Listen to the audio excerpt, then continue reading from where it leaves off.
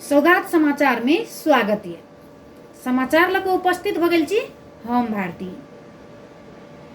शुरू करी समाचारक मुख्य मुख्य शीर्षक सब संग। मध्य प्रदेश में सरकार पुनः विश्वास के मत लेत। सिरहा के मिर्चैया में सुतकेरी के मृत्यु, अस्पताल के लापरवाही से मृत्यु भेल पीड़ित परिवार सब के आरोप। अध्यागमन घटना बारे छानबीन समिति गठन, 3 दिन भीतर प्रतिवेदन पेश कर निर्देशन। पत्रकारिता के सुधार के लिए सरकार सहयोग करत, उप प्रधानमंत्री खड़का के कहब। नेपाली उत्पादन के बाजार व्यवस्थापन करब जरूरी अछि, अर्थ मंत्री डॉक्टर महत के कहब। यूए में नेपाली बिरामी भेला से उपचार नहीं करत अछि, रोजगारदाता सबके कहब। आप समाचार विस्तार से। मध्य प्रदेश सरकार सभा में विश्वास के मत लेबे भेलै छै। सरकार में सहभागी रहल जनमत पार्टी समर्थन फिरता लेने बाद सरकार विश्वास के मत लेवे तैयारी केनाई छै। जनमत पार्टी के मध्य प्रदेश में 13 गोटे सभासद अछि। प्रदेश सरकार गठन भेल से सरकार में रहल जनमत पार्टी गत मंगल दिन सरकार से बाहर और समर्थन फिरता लेने अछि। मध्य प्रदेश में सरकार बहुमत सिद्ध कर समस्या न अछि। जनता समाजवादी पार्टी जसपा संसदीय दल के नेता सरोज कुमार यादव के नेतृत्व में रहल सरकार नेपाली कांग्रेस, माओवादी केंद्र नेकपा और नेकपा एस लोकतांत्रिक समाजवादी पार्टी लोसपा स्वतंत्र सभा सबके और सभासद सबके समर्थन के नहीं छै। मध्य कृषि विश्वविद्यालय के सप्तरी में भवन शिलान्यास के क्रम में जसपा जनमत पार्टी बीच विवाद भेल छल। सिरहा के मिर्चैया स्थित मिर्चैया अस्पताल में प्रसूति कराबे गेल महिला के मृत्यु भेल छै। पीड़ित परिवार कहलन चिकित्सक सबके लापरवाही से मृत्यु भेल आरोप लगेने छै। मिर्चैया नगर पालिका 5 के 26 वर्ष के अलका कुमारी शाह के बृहस्पति दिन भोर के करीब 5:30 बजे तरफ दोसर संतान जन्मने बाद रक्तस्राव के नहीं रुकल बाद चिकित्सक सब समय में रेफर नहीं केने अकाले में जान गुमौने मृतक के श्रीमान इनरजीत कुमार शाह आरोप लगेने छै। अलका के बुध दिना सांझ के प्रसूति व्यथा लागल बाद बुध दिना रात के 7:45 बजे मिर्चैया अस्पताल में भर्ना केने श्रीमान बतौने छै।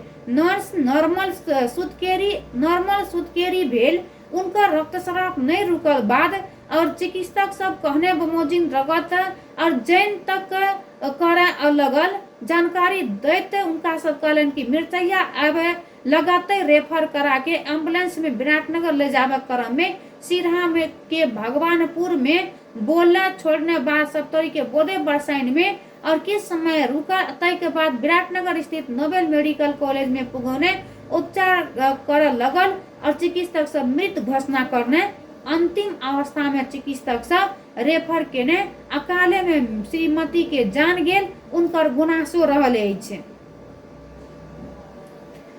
त्रिभुवन अंतरराष्ट्रीय विमानस्थल अध्यागमन कार्यालय में अध्यागमन के कर्मचारी से और प्रहरी बीच भेल घटना के संबंध में गृह मंत्रालय गंभीर ध्यान आकर्षण भेल जनौने अछि।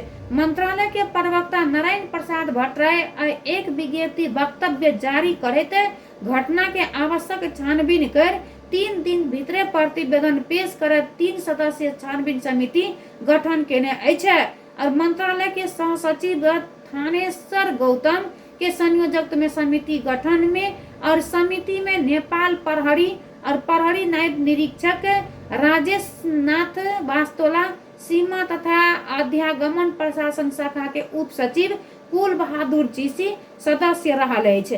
अध्यागमन कार्यालय के प्रमुख कर्मचारी ऊपर प्रहरी हाथ-पात के घटना सार्वजनिक भेल बात तय के सत्य तथ्य सार्वजनिक करे मंत्रालय में समिति गठन केने अछि।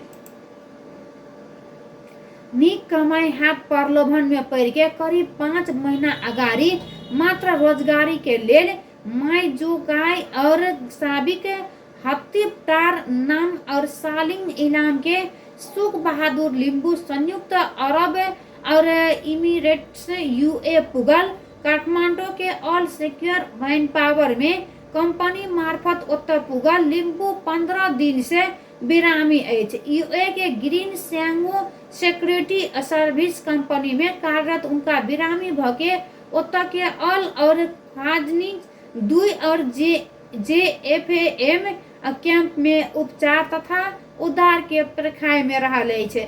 उनकर सामाजिक संजाल फेसबुक में संदेश लिखत कहने अछि कि हम 15 दिन से अशक्त रूप में विरामी पड़ल छी।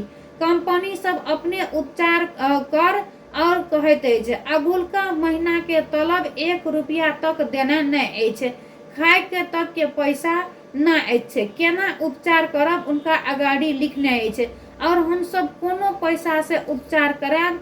इंश्योरेंस और कमे साधारण और खोखी लगल रहल तो हमर समस्या गला में अनूठा गिरखा और भीतर से भेल एल अछि, मुंह खोला समेत नहीं अछि, लींबू भीतरे से दुख और खाना का खावे समेत नहीं भेल कहते और लिखने अछि 15 दिन जते भेल और गरम पानी बरस ब्रट घोइस घोट के और जबरदस्ती खा के सांस जोगेने छी।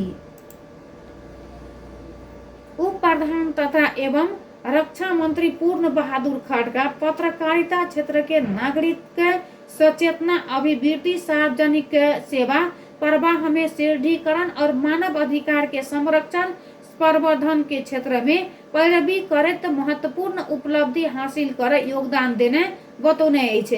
पत्रकार कलेन्द्र सेजवाल द्वारा लिखित फल्स फ्रंट और पेज के आई विमोचन करते उनका सब पत्रकारिता क्षेत्र के व्यवहारिक और नीतिगत सुधार के लिए सरकार आवश्यक सहयोग कर विश्वास व्यक्त केने अछि।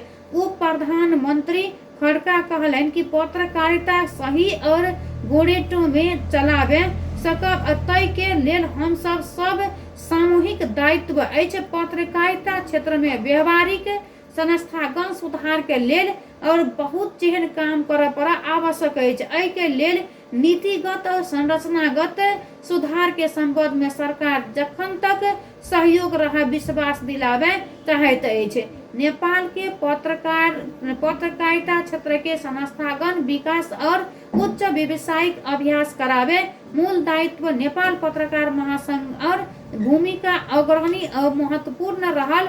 एहि के लेल सरकार आवश्यक सहयोग करब बतौने अछि।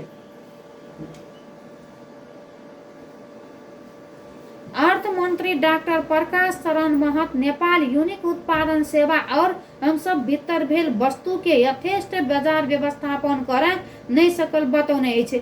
नेपाल मार्केटिंग एसोसिएशन के आयोजना केने और एनमे मार्केटिंग समिति के उद्घाटन और समारोह में संबोधन करते मंत्री डॉक्टर महत और हम सब मिल के नेपाली उत्पादन के बाजार व्यवस्थापन में कर जरूरी रहल बतौना अछि। और यूनिकनेस संसार भर के चलल ट्रेंड अछि और यूनिकनेस से और बहुत जेहन देश से बेसी आगाड़ी रहल अछि। नेपाल में यूनिक उत्पादन करके संसार भर के बाजार व्यवस्थापन कर सकब। उपभोक्ता जखन तक दोसर से फरक रुचाबैत अछि नेपाल के एडवांटेज कहने यूनिकनेस अछि। मंत्री डॉक्टर महत कहलन कि हमरा सबके संस्कार और संस्कृति जनजाति बनजतु एकता के विशिष्ट पहचान अछि। मंत्री डॉक्टर महत कहलन कि बोला के मीठो और बोला के आटा बिकैत अछि, नहीं बोला के चावल तक ना बिकैत अछि। एहि के बाजार व्यवस्थापन में कहना अछि उपभोक्ता के मन में ई त हमरा सबके प्रयोग करे पर जेहन उपयोग और रहल अछि।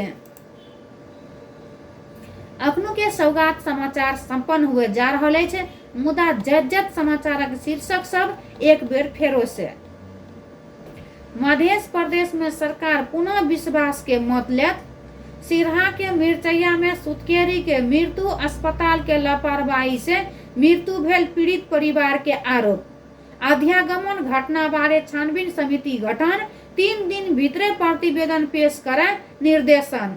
पत्रकारिता के सुधार के लेल सरकार सहयोग करत, उप प्रधानमंत्री खड़का के कहब। नेपाली उत्पादन के बाजार व्यवस्थापन कर जरूरी, अर्थ मंत्री डॉक्टर महत के कहब। यूए में नेपाली बिरामी भेला से उपचारे नहीं करैत अछि, रोजगार दाता के कहब। अखनो के सौगात समाचार अते संपन्न होते अछि। हम भारती के जवा के आज्ञा दे सुनैत रही 88.1 मेगाहर्ट्ज पर रेडियो सौगात। नमस्कार।